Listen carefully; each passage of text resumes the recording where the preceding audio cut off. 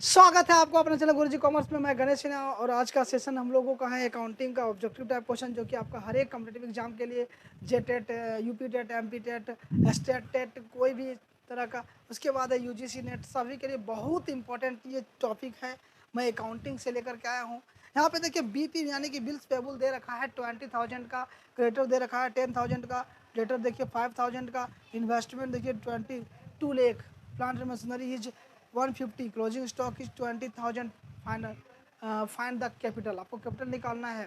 चार ऑप्शन दिए हुए हैं, तो हम लोग कैपिटल कैसे निकालते हैं, बस यहाँ पे देखिए total outside liabilities equal to bills payable plus creditor. ये टोटल आउटसाइड लाइबिलिटीज है जो कि 20,000 रुपया और 10,000 30,000 रुपया दिया हुआ है। और टोटल एसेट्स इक्वल टू क्या होता है, debtor, investment, plant machinery, closing stock. Total है एस, ये क्या है, एसेट्स है।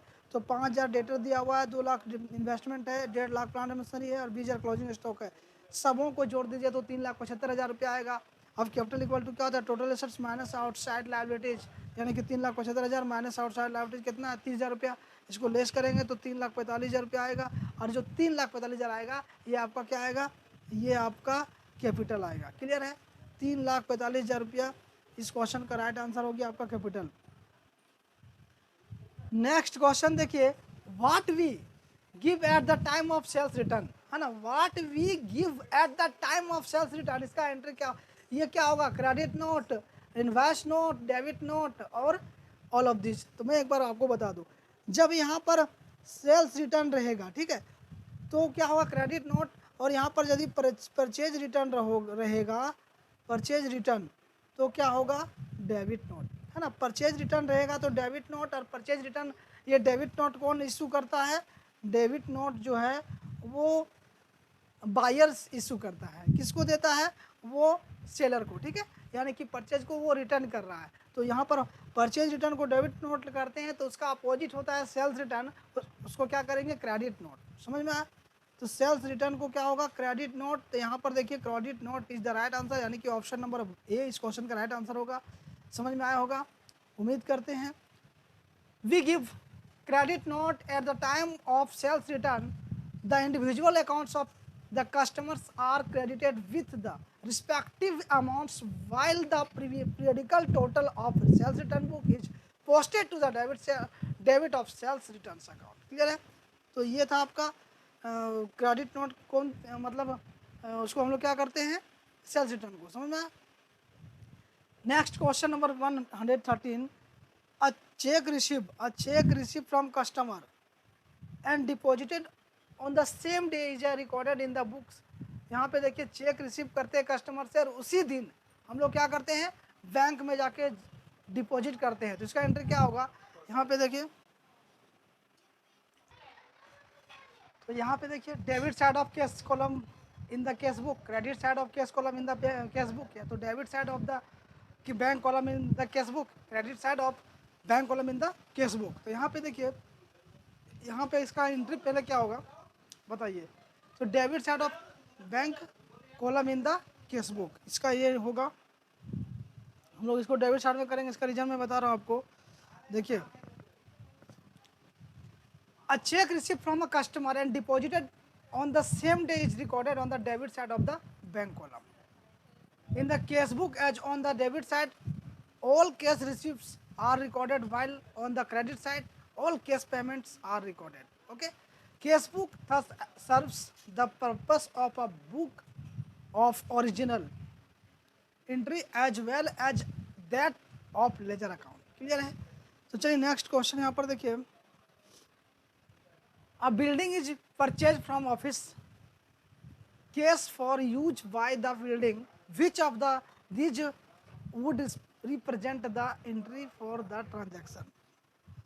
तो यहाँ पे होगा debit and assets accounts, credit sales account, debit building account, credit cash account, debit the bank account, credit on expenses account. इसका यहाँ पर देखिए, जब हम लोग बिल्डिंग परचेज करते हैं ऑफिस, यहाँ पर from office cash for use by the building, तो इसका एंट्री होता है क्या, building account debit to cash account. समझ में आया, तो यहाँ पर हम लोग बिल्डिंग अकाउंट को क्या करेंगे, डेबिट करेंगे, कैश अकाउंट को क्या करेंगे, क्रेडिट करेंगे।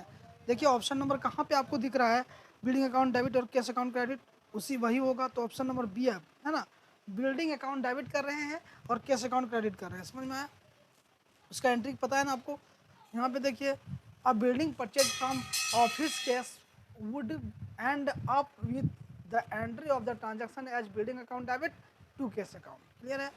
नेक्स्ट क्वेश्चन देखिए यहाँ पे, the transfer of a property proprietary concern saw the following balance: capital 2 lakh, income tax 12,000, income tax paid in advance 4,000, and interest on advance payment for of tax 200. What will be the balance of capital end?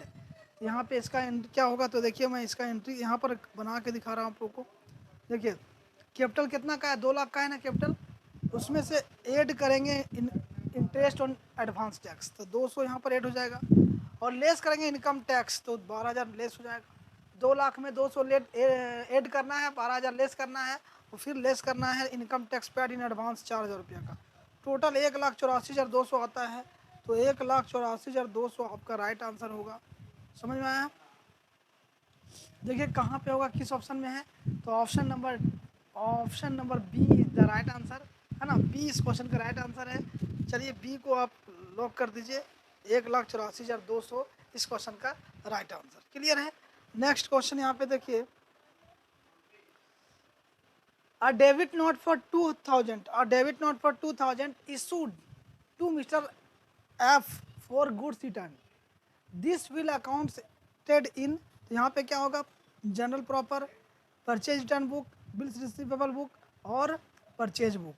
तो यहाँ पे देखिए debit note यहाँ पर बोला, तो मैं बताया था आपको डेबिट नोट जहाँ पर भी रहेगा आप परचेज रिटर्न बुक में लगा देना है। ठीक है, परचेज रिटर्न बुक में इसका राइट आंसर होगा। ओके, जब हम लोग डेबिट नोट मिलता है तो हम लोग परचेज रिटर्न बुक में इसका लिखते हैं, क्योंकि ये रिटर्न परचेज जो किया था वो उसको रिटर्न कर दिया। तो यहाँ पर होगा purchase return book, a debit note for 2,000 issued to Mr F for goods return, this will be accounted in purchase return book. This book records the detail of goods returned by the business organization to the supplier. When the goods are returned to the supplier, a debit note is sent to him indicating that his account has been debited with the amount mentioned in the debit note. Clear है? समझ में आया? Next question देखिए, the closing entry for transferring purchase return appearing in the trial balance will B, तो इसका entry क्या होगा, इसका राइट आंसर होगा debit purchase return accounts credit trading account. ठीक है, यहाँ पर परचेज रिटर्न अकाउंट डेबिट करेंगे, 2 लिखते हैं, ट्रेडिंग अकाउंट इसका एंट्री है। यहाँ पे देखिए debit purchase return accounts credit trading account, यानी कि परचेज रिटर्न अकाउंट डेबिट होता है और क्रेडिट क्या करेंगे, ट्रेडिंग अकाउंट। ठीक, okay. The closing entry for transferring purchase return appearing in the trial balance will be debit purchase return account और credit trading account. Okay, clear है? तो option number 20 question का राइट आंसर है। Next question यहाँ पे देखिए, ये ledger book is properly known as, ledger book जो है वो प्रिंसिपल बुक के नाम से जाना जाता है। यहाँ पर ऑप्शन नंबर जो होगा आपका डी, प्रिंसिपल बुक। ओके, तो ledger book is also known as principal book. Ledger book को हम लोग प्रिंसिपल बुक के नाम से भी जानते हैं, यानी कि इसका प्रिंसिपल बुक को इसको कहा जाता है। Next question number 119, a case book does not record, case book क्या रिकॉर्ड नहीं करेगा, बताइए। परचेज ऑफ फर्नीचर ये रिकॉर्ड करेगा, ये तो फर्नीचर परचेज क्या करेगा, इसका एंट्री क्या होगा बताइए। परचेज फर्नीचर का एंट्री क्या होता है, furniture account debit, furniture account debit to cash account. Okay, तो ये तो कैश बुक में, यहाँ पर हम लोग कैश बुक जब प्रिपेयर करेंगे तो बाय में लिखेंगे फर्नीचर। आगे रेंट पेड करें तो rent account debit to cash account, यहाँ पर भी होगा, यानी कि कैश बुक में हम लोग क्या लिखेंगे, बाय रेंट। और सैलरी पेड करेंगे उसका भी होगा salary account debit to cash account. लेकिन और सैलरी आउटस्टैंडिंग है, ये जो है इसमें हम लोग सैलरी आउटस्टैंडिंग है, यानी कि बकाया राशि है। बकाया मतलब किसी को वेतन आपने देने में बाकी रखा है, उसको नहीं दिया है, तो उसका एक केस से कोई मतलब नहीं है ना, क्योंकि देंगे आप तभी केस लिखेंगे कि मैंने उसे दिया, है ना। इस कंडीशन में इसको क्या करेंगे, केस बुक में इसको हम लोग नहीं लिखेंगे। Cash book is the book in which all transaction relating to cash receipts and cash payments are recorded. Clear है? कैश बुक एक ऐसा बुक है जहाँ पे उस ट्रांजैक्शन को लिखते हैं जो कैश रिसिप्ट होगा और कैश पेमेंट होगा। सैलरी मुझे मिलेगा कैश तो वहाँ पर लिखेंगे सैलरी, अब मैं दूंगा किसी को तो लिखेंगे, मतलब रिसिप्ट पेमेंट लिखना है। Salary outstanding will be recorded in journal proper, not in cash book because it does not include in cash payment, क्योंकि ये कैश पेमेंट यहाँ पे इंक्लूड नहीं है, इसलिए इसे हम कैश बुक में नहीं लिखेंगे। इसको कहाँ लिखेंगे? जर्नल प्रॉपर में। समझ में आया? इसका रीजन भी मैंने बता दिया। और इस वीडियो का लास्ट क्वेश्चन है यहाँ पे, a suspense account facilitates the preparation of when the has not been tallied. तो यहाँ पे जो होगा वो होगा financial statement trial balance. Option number B में जाएंगे हम लोग, फिनेंशियल स्टेटमेंट ट्रायल बैलेंस। समझ में आया? Financial statement trial balance. A suspense account is opened, suspense account कब ओपन करते हैं वो जानिए पहले आप। अ suspense account is opened when total of debit of trial balance does not match with the total of credit of trial balance, and it facilitates the preparation of financial statement when the trial balance has not been tallied। समझ में आया है? तो चलिए मिलते हैं next session में। जय हिंद, जय भारत। और आप हमारे चैनल में नए, चैनल को सब्सक्राइब जरूर कर लीजिएगा, बेल आइकन को प्रेस कर लीजिएगा।